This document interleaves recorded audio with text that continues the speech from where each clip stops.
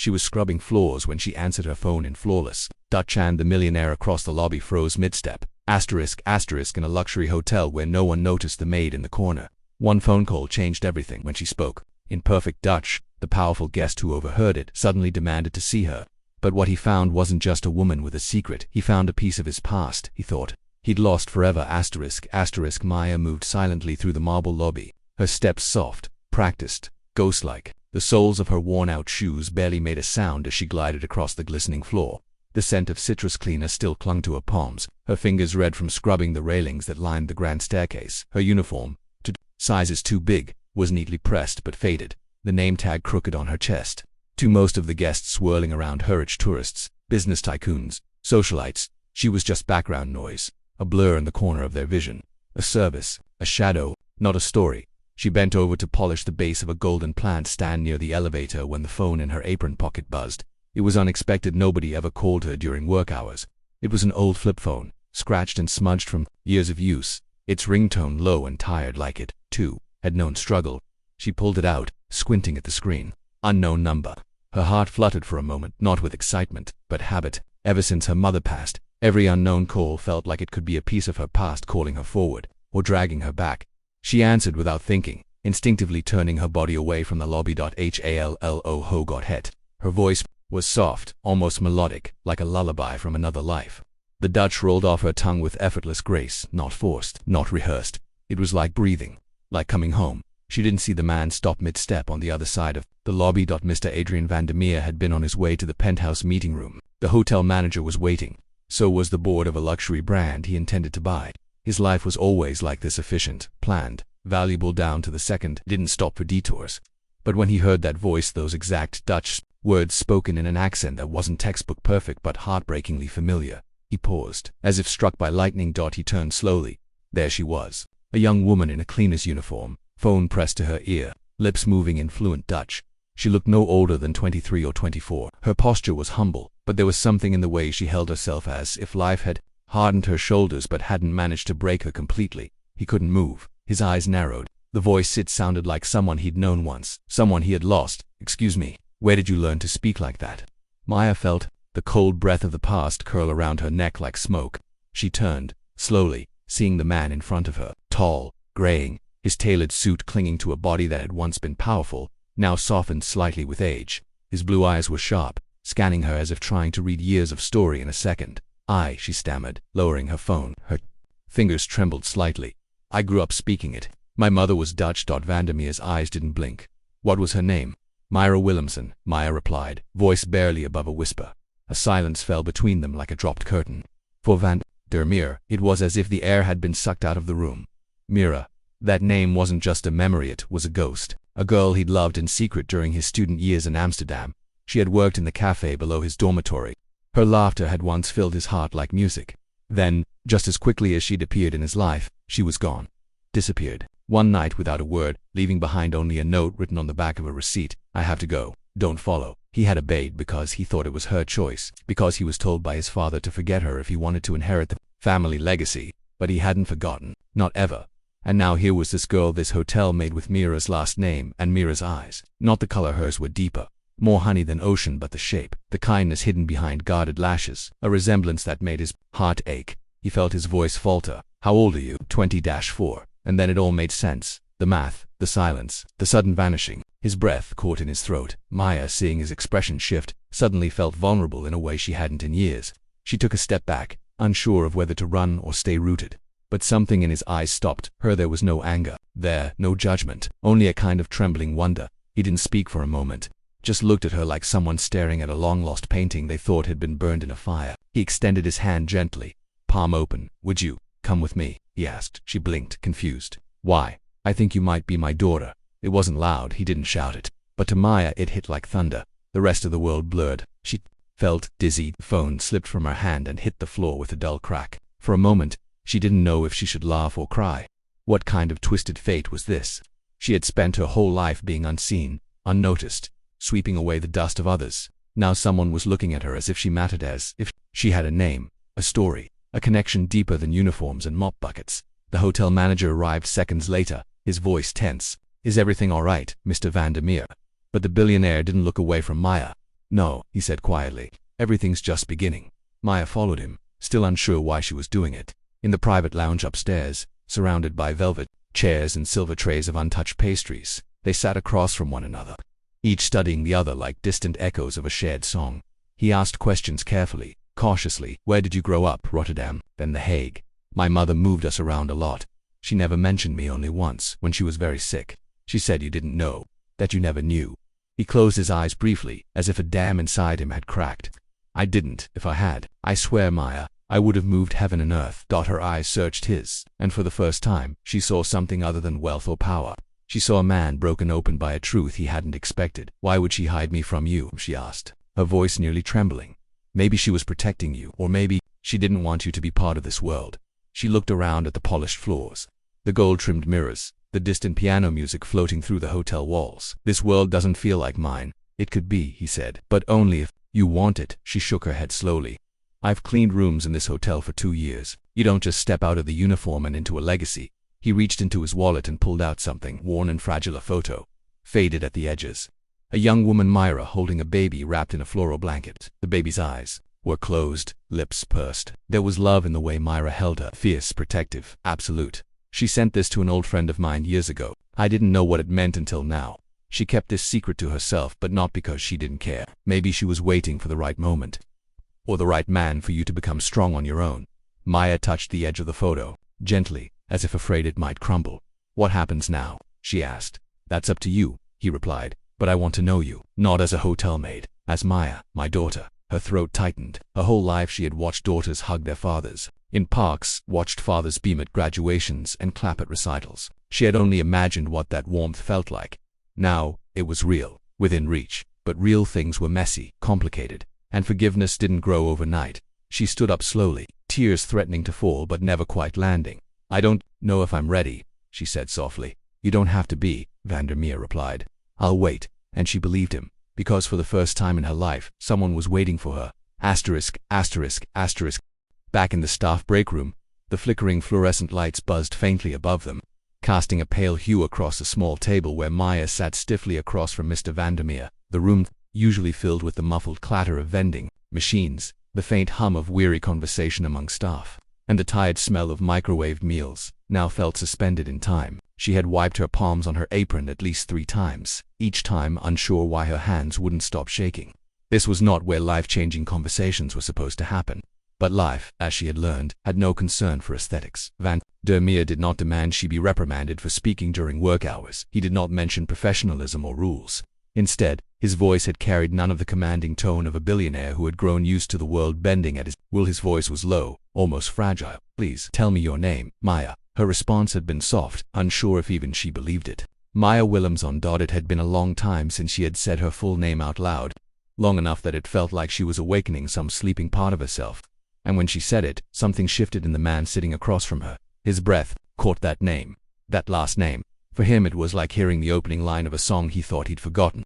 His hand moved to his chest instinctively, then to the inside pocket of his coat. From it, he pulled out a worn leather wallet and carefully slipped out a creased, fading photograph. He didn't speak as he held it out to her. She reached out slowly and took it in her fingers. Her breath caught. The photo was old, maybe 20 years, and blurred at the corners, as though time itself had tried to erase it. But there was no mistaking the woman in the image. Maya saw her mother, Myra, standing near a sunny window, holding a baby wrapped in a floral print blanket. The baby's face was turned, only partially visible, but there was a softness in Maya's gaze that Maya knew deeply. She had seen that look every night. She remembered when her mother sat on the bed, brushing the curls from her forehead, whispering Dutch lullabies while coughing into her sleeve. This was your mother, wasn't it? Maya nodded, the lump in her throat too thick to swallow. Her lips parted, and for a moment, no sound came. Then a whisper. She told me about you before she passed. Said you didn't know she was pregnant, that you were sent away. Face changed. Not in a dramatic way, but like a small quake had begun beneath the surface. He leaned back slightly, his eyes wet, though he did not let the tears fall. They brimmed but didn't spill. He looked like a man who had just been told the outcome of a war he didn't know he was fighting. I never knew, he said. I would have come back. I would have. His voice cracked mid-sentence, and Maya believed him. She didn't know why. Maybe it was the way his words trembled. Maybe it was how he looked at the photo, like it was the only evidence that his youth had ever contained love. She had imagined this moment 100 different ways. She'd always assumed that if she met him, it would be dramatic and cold, filled with blame and silence. But this was tender, confused, raw. But Maya wasn't angry. She had grown up strong. Strength was something she had learned without anyone teaching her. It had come in quiet moments watching her mother work double shifts, learning how to budget a week's groceries on 2 days' pay, standing up to landlords who raised the rent just because they could. Her strength wasn't loud.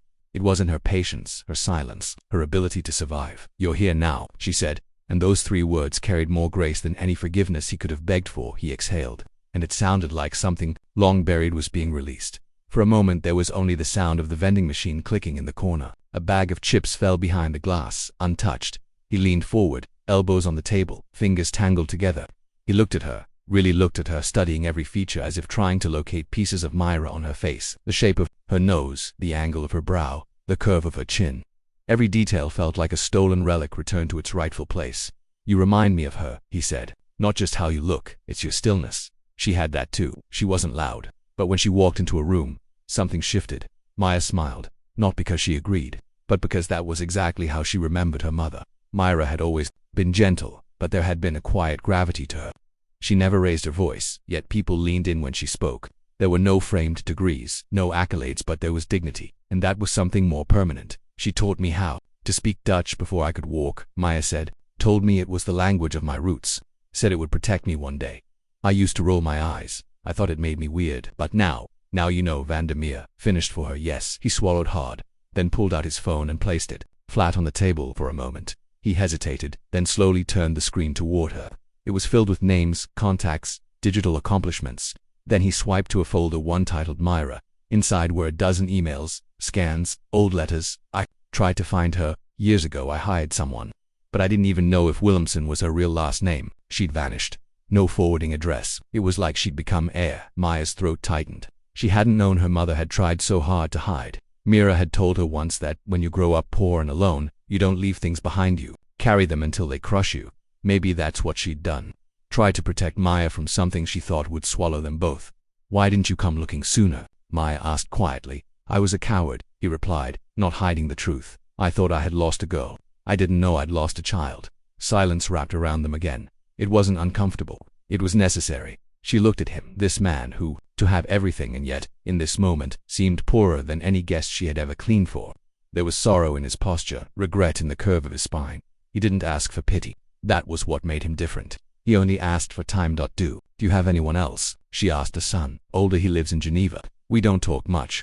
He's always been angry at me for being too busy, for not being present. Maybe he's right. And your wife, gone years ago. Cancer." Quietly, painfully. She was kind, but she wasn't Myra. "I never told her about Myra." Myra absorbed that quietly. She didn't know if it made it better or worse, but she respected his honesty. That was more than most people ever gave her. She stood then, slowly, her hands finally still. She looked around the break room and saw it for what it was, not just a place for tired bodies, but a room where everything had changed. "What happens now?" she asked again. The same words she'd said earlier, but this time with a slightly different meaning. "Now," he echoed. "Now I wait, I learn, I listen, and if you'll let me I make space for you. However much, however little. No expectations." That was the difference between him and others. He wasn't trying to rewrite the past. He was offering her a piece of his future. She looked down at the photograph again, then handed it back to him. "No," she said gently. "Keep it. You've missed too much already. That's a memory worth carrying." His eyes moistened again, and this time he didn't fight it. She stepped toward the door, but before she opened it she turned around and looked at him, really looked, as if choosing whether or not to let this door close forever. "Let's start with coffee," she said. "No promises, just coffee." He smiled. "I'll take what I can get." And with that, the door closed softly behind her, not with finality, but like the closing of a chapter neither of them had finished reading. Mr. Vandermeer extended a hand, steady but not forceful, palm up like an open page waiting to be written on. His voice was steady, but his eyes told another story. They glistened not with power, but with a quiet plea. "I don't want to make up for time with money. I want to know you, if you'll let me." Maya didn't take his hand right away.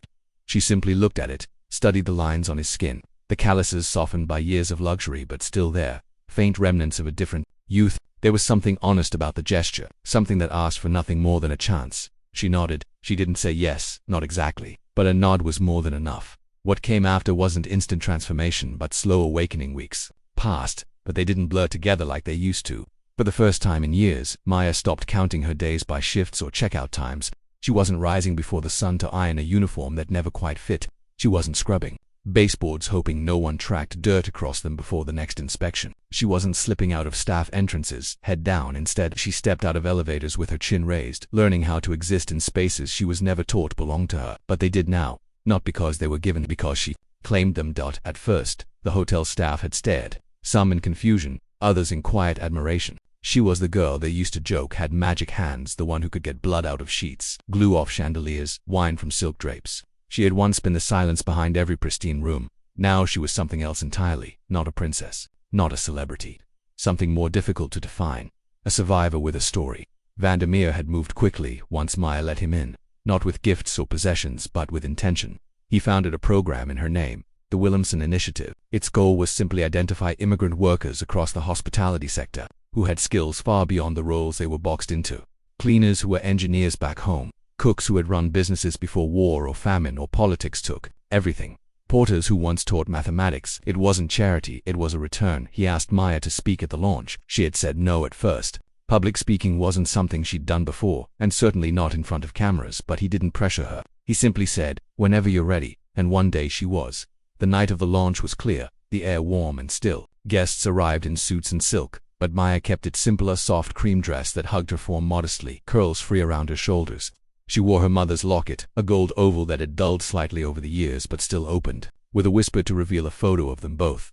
The stage was small, the microphone taller than she expected. Her hands trembled slightly as she approached, but when she looked out into the crowd, something in her settled. She saw faces that resembled hers, saw eyes that were tired but hopeful. She saw herself, over and over again, in every corner. When she began to speak, her voice shook at first. She told them she used to be invisible, that she once thought being silent was the safest thing a girl like her could do, that her mother had carried the weight of 2 countries in her spine, her birth country and the one she fled to, that she had grown up learning how to disappear in crowded rooms, how to be smaller so she wouldn't be mistaken for a threat, that she had mopped the floor beneath the shoes of millionaires, not knowing that one of them carried the other half of her soul.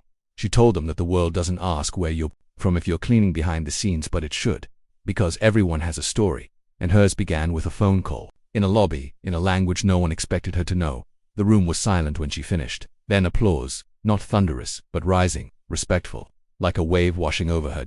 And in the front row, Adrian Vandermeer was not clapping like a proud man who had discovered someone. He was clapping like a father who had finally been found. Later that evening, the 2 of them stood on the rooftop of the hotel, high above the city's clamor. The sun was melting into the skyline, casting streaks of gold and rose across the glass buildings. The noise below was faint, like the distant hum of a world that no longer had dominion over her. Vandermeer turned to her. The light touched the corners of his face, highlighting the lines beneath his eyes, the silver streaks in his hair. He looked older at dusk, but softer. "I came to this hotel for a deal, but I found my daughter." His voice didn't carry weight like a declaration. It carried warmth, like something meant only for her. Maya smiled then. Her eyes brimmed, but didn't break. Her voice, when it came, was steady. "And I found my voice." They stood side by side for a while, not speaking, just watching the horizon. She thought of her mother then. Mira would have stood exactly like this. She would have leaned on the rail, looked up at the clouds, and said something soft and wise like, "Even pain blooms when it's loved." That was how Myra survived things, by folding them into poetry. Maya had inherited that too, she realized. Not the words but the resilience behind them. The days that followed were strange, not because she had become someone new, but because people treated her like she had. She wasn't used to doors opening. For her, wasn't used to being listened to when she spoke, but more than anything, she wasn't used to being expected at first. It was overwhelming. The interviews, the invitations, the sudden flood of attention. But Vandermeer didn't push her into anything. He made a point of asking, every time, "Do you want to do this?" Some days, she said yes. Other days she stayed home in the modest apartment she chose not far from the hotel, where she kept her mother's coat still hanging behind the door, where she lit a candle for her every Thursday, where she made dinner slowly, sometimes out loud in Dutch, because it made her feel close to something she never wanted to forget. The foundation continued to grow. She visited hotels across the city, sometimes across countries, speaking to workers in kitchens, in laundry rooms, in staff corridors. She didn't talk at them. She sat beside them, listened, and more often than not, someone would lean in and say something like, "I used to be a teacher. I used to play piano. I used to dream." Maya wrote those stories down, hundreds of them. She didn't know why at first, but then one day she realized someone should remember them. One afternoon she was in the garden behind the hotel, knees in the dirt, helping an elderly maintenance worker plant bulbs for spring. The man was quiet, wrinkled from decades under the sun. She asked him where he was from. He said Eritrea. She asked what he did before this. He said he was a surgeon. She looked at his hands. They were steady, gentle. He smiled and said, "But I like these flowers now. They don't bleed." It broke her later that night. She sat in her apartment and cried, not out of sadness, but out of the unbearable beauty of survival. She called Vandermeer and told him she wanted to do more than speeches, more than appearances. She wanted to publish something, a book, a collection, stories from the overlooked, voices of the invisible. He didn't hesitate. "Whatever you need," and he meant it. They started small: interviews, transcriptions, portraits, a partnership with a publishing house. They called the project Unseen, Unbroken. It took 2 years, and when the book was finally released, Maya stood in front of a crowded bookstore in Amsterdam, the city where her mother had once fallen in love, and where her life had been uprooted. Forever, she held the book in her hands like it was a living thing, pages full of stories that had never been told, and hers was one of them, not the center, just a thread. She looked out over the crowd and found Vandermeer again, standing toward the back, not drawing attention to himself. He nodded once, proud, steady. After the event, they walked along the canal. The air cool, the city lights reflected in the water like stars had fallen and couldn't climb back. "You've changed the world," he said. "No," Maya replied. "I just gave it a mirror." He paused, then asked, "And are you happy?" Maya thought about that for a long moment. "Not always," she said, "but I'm free, and that's better." They stopped at a bridge, watching the water drift slowly beneath them. He turned to her again, face lit by the soft orange of the lamplight. "I want to ask you something, not as a billionaire, as your father." She waited. "Would you ever consider letting me walk beside you in life? Not ahead, not behind, just beside." She reached out and took his hand. "You already are." And for a long time they just stood there. A man who had everything and a girl who had nothing, until they found each other. And in the quiet night, as the city breathed gently around them, Maya knew one truth with absolute certainty. She had once been a whisper in a grand hotel. Now she was the voice that filled the room.